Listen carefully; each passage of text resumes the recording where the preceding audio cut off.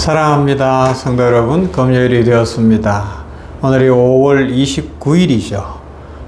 내일 토요일, 주일 31일이 되고요. 냉천골 아침 말씀으로는 5월의 마지막 순서가 되고 이제 다음 월요일은 6월 1일이 되네요.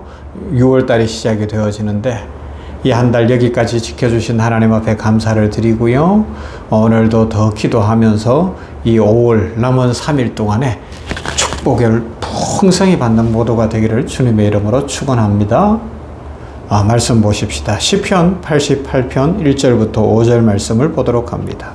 시편 88편 1절부터 5절 말씀입니다. 여호와 내 구원의 하나님이여, 내가 주야로 주 앞에서 부르짖었사오니 나의 기도가 주 앞에 이르게 하시며 나의 부르짖음에 주의 귀를 기울여 주소서. 무릇 나의 영혼에는 재난이 가득하며 나의 생명은 스월에 가까웠사오니 나는 무덤에 내려가는 자 같이 인정되고 힘없는 용사와 같으며 죽은 자 중에 던져진 바 되었으며 죽임을 당하여 무덤에 누운 자 같으니이다. 주께서 그들을 다시 기억하지 아니하시니 그들은 주의 손에서 끊어진 자니이다. 아멘. 인생에서 누구에게나 밤이 찾아와요. 하루에 24시간 중에 밤은 또 회복을 위해서 잠을 자니까 필요도 한데, 또 인생의 밤이라는 그것은 이 상징성이 있잖아요. 그죠? 괴로워요, 괴로워요. 여러분 혹시 지금 인생의 밤을 지나는 분이 있다면 주께서 은혜 주시기를 소망합니다. 6월에는 밝은 일이, 풍성한 일이, 기쁜 일이 넘치기를 주님의 이름으로 축원합니다. 아무리 믿음으로 살아도 설명할 수 없는 어두움의 시기가 있어요.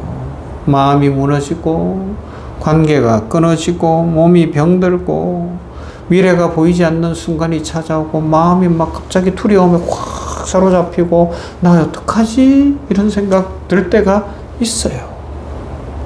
그런데 이제 이런 때가 오면 사람들은 대체적으로 두 가지 반응을 보이는데, 하나는 나 힘드는 거 보니까 안 되겠다 그래서 하나님에게서 멀어지는 거예요. 또 다른 하나는 그렇게 힘드니까 하나님 앞에 더 가까이 가는 겁니다.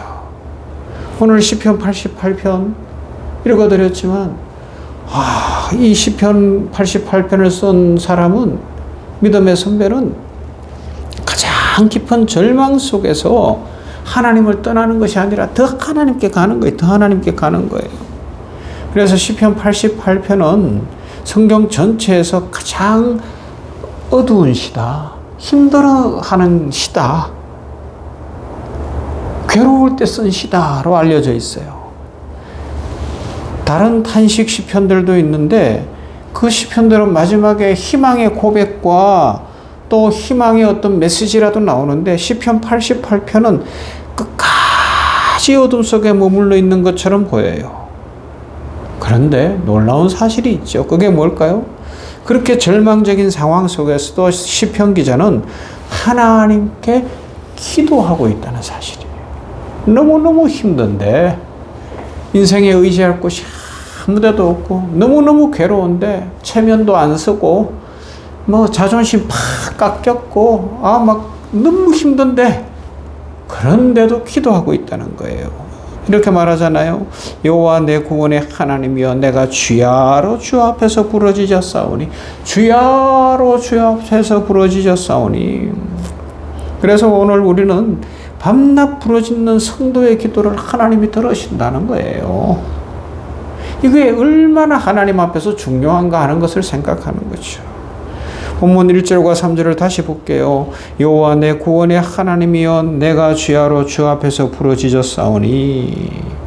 그 다음에 3절, 무릇 나의 영혼에는 재난이 가득하며 나의 생명은 스월에 가까웠사오니. 시편 기자는 지금 극도의 절망 속에 있어요. 그는 단순히 힘들다 정도를 말하는 게 아닙니다. 내 영혼에 재난이 가득하다는 거예요. 여기에 사용되어진 가득하다는 단어는 뭐예요? 더 이상 담을 수 없을 만큼 꽉 찼다는 거예요.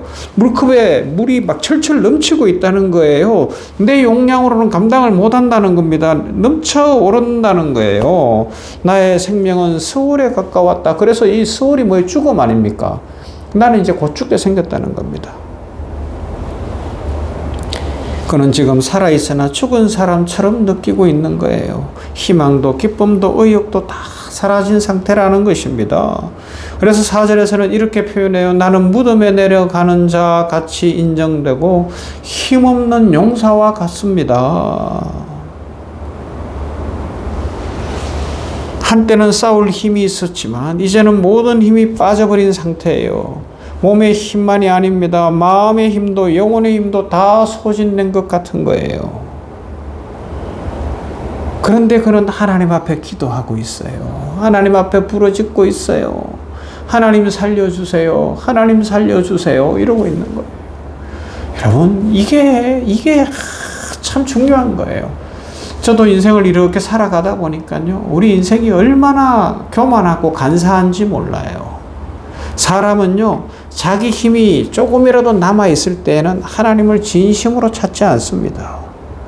아직 계산할 것이 남아있고, 붙잡을 사람이 남아있고, 자기 방법이 남아있다고 생각할 때 완전히 하나님 앞에 엎드리지 않아요.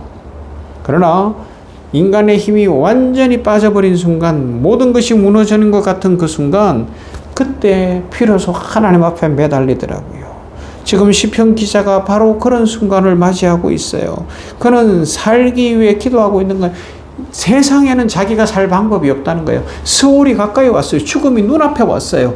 다른 방법이 없어요. 그런데 하나님 앞에 기도하는 거예요. 여기만이 살 길이 있는 거예요. 하나님만이 살려주실 수 있고, 하나님만이 복 주실 수 있고, 하나님만이 일으키실 수 있고, 하나님만이 능력이 되는 줄 믿습니다.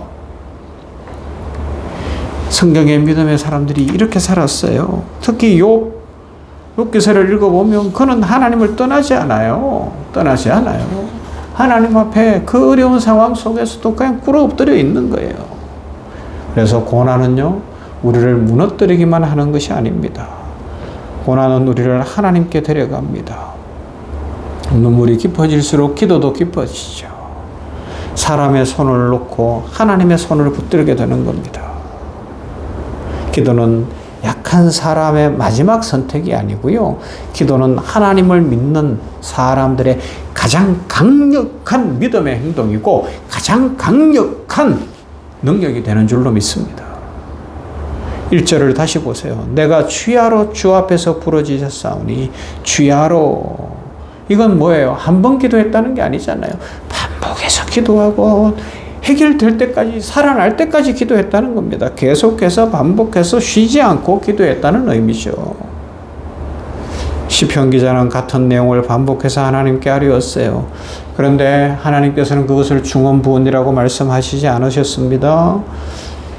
같은 제목으로 계속 기도하고 있어요. 그런데 하나님은 기뻐하시는 거예요. 하나님이 들어주시는 거예요. 그래서 누가복음 18장에 가면 예수님께서 이런 비유를 들려주셔요. 밤낮 부르짖는 과부의 비유를 말씀하시면서 항상 기도하고 낙심하지 말아야 할 것을 가르쳐 주시는 거예요. 과부가 원통한 일을 당해서 재판장한테 찾아갔어요. 백도 없고 힘도 없고 돈도 없고 아무것도 없는 과부. 과부라는 건 당시로는 가장 어려운 사람의 상징 아닙니까? 고아와 과부. 아무것도 없는 사람. 그 사람이 억울한 일을 당했어요. 뭐 한두 가지겠습니까? 너무 원통해서 재판장을 찾아갔는데 그들도 보지도 않는 거예요. 그런데 어떻게 하는 거예요? 또 찾아가는 거예요. 또 찾아가는 거예요. 또 찾아갔어요. 결국은 그 재판장이 너무 찾아오니까 피곤해서 들어줬다는 거 아닙니까? 예수님의 비유에 낙심하지 말고 끝까지 기도하라고 알려주신 거예요. 여러분, 이런 기도를 드려보셨습니까? 하나님 앞에 이런 기도가 우리를 살립니다. 어머니의 기도도 중요하지만 당사자들의 기도도 중요하고요. 아버지의 기도도 중요하지만 자녀의 기도도 중요한 겁니다. 우리가 기도하면 기적이 일어납니다. 응답이 옵니다. 여러분, 응답이 늦어도 기도를 멈추지 마십시오. 눈물의 기도를 포기하지 마십시오. 같은 제목을 붙들고 계속해서 기도하십시오. 하나님은 부르짖는 자의 그 기도를 들으십니다. 여호와 내 구원의 하나님이여. 1절에서 이렇게 부르잖아요. 여호와 내 구원의 하나님이여. 절망 속에서도 여호와만이 나의 구원이 되십니다. 상황은 하나도 변하지 않았는데 그런데도 그는 하나님을 나의 구원의 하나님이라고 부르고 있습니다. 이것이 믿음입니다. 환경은 어둡지만 하나님은 여전히 구원의 하나님이시라는 그 사실로 믿고 붙들고 있는 겁니다. 여러분, 하나님 앞에 드리는 우리의 기도는 허공에 흩어지는 독백이 아니에요. 우리는 살아계신 하나님께 기도하고 있습니다.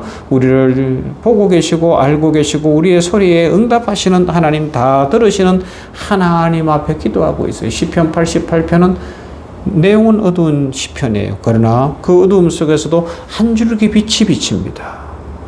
끝까지 하나님께 기도하고 있다는 사실이죠.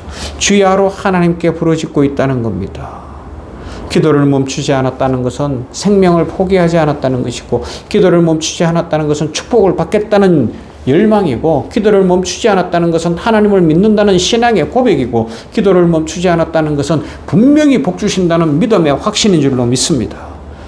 그러므로 우리는 오늘도 우리의 자녀된 우리들의 기도를 기다리시는 아버지 하나님을 바라보십시다. 여호와 내 구원의 하나님이여, 내가 주야로 부르짖었사오니 이 고백이 우리들의 고백이 되어 응답받고 축복받고 복된 인생 살아가시기를 주님의 이름으로 축원합니다. 사랑과 은혜가 풍성하신 하나님 감사합니다. 은혜를 다하시는 하나님 감사합니다. 시편 88편이 가장 어두운 시요 절망의 시처럼 보이나 그러나 시편 기자는 하나님 앞에 기도하고 있습니다. 이것을 배우게 하여 주시고 실천하게 하여 주시옵소서. 힘들고 어려울 때에, 다 막혀 있을 때에 시편 기자처럼 하나님 앞에 매달려서 하나님의 응답을 받는 우리들 되게 하옵소서. 주야로 기도했다고 하는데 아버지여, 죽음의 세력이 눈앞에까지 왔으나 하나님께만 구원이 있습니다 고백하며 기도하는 이 시편 기자처럼 우리들도 힘들고 어렵고 막혀있는 문제들을 가지고 기도하여 응답받고 인생이 풀리고 회복되어지고 내일이 열리고 미래가 열리는 인생 살게 하옵소서. 오는 주일을 축복하시고 우리 성도들이 다 함께 모이게 하시고, 여러 아버지 하나님의 바쁜 일정이 있겠으나 예배하기를 애쓰는 성도들 되게 하시고 하나님 앞에 예배함으로 축복받는 인생 되게 하여 주시옵시며, 아버지의 은혜와 복 가운데 거하도록 은혜 입혀 주시옵소서. 예수님 이름으로 기도하옵나이다. 아멘. 찬송합니다. 287장 찬송합니다.